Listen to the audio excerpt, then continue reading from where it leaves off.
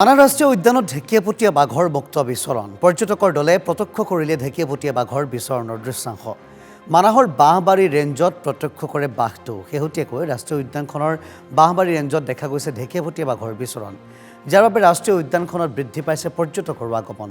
আৰু এই বৰ্ষত বিভাগে সৰ্বমুঠ ৰাজহ সংগ্ৰহ কৰিছে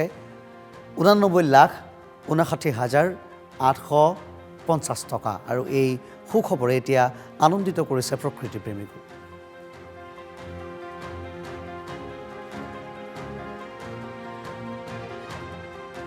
বিশেষকৈ ক'ব লাগিব মানাহ ৰাষ্ট্ৰীয় উদ্যানে দৈনন্দিনে আগবাঢ়ি গৈ আছে আৰু এই ক্ষেত্ৰত ক'ব লাগিব জীৱ জন্তুৰ যোনটো নেকি সুৰক্ষাৰ ক্ষেত্ৰতো যথেষ্ট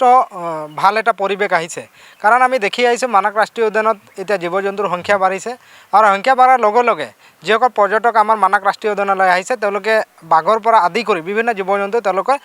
পৰিদৰ্শন কৰাত সফল হৈছে আৰু দেখিবলৈ পাইছোঁ যে এই দুদিনীয়া ভ্ৰমণ যিসকল ভ্ৰমণ কৰিছে তেওঁলোকৰ মোবাইলত বা তেওঁলোকৰ কেমেৰাত বন্দী কৰিছে বাঘৰ দৃশ্য।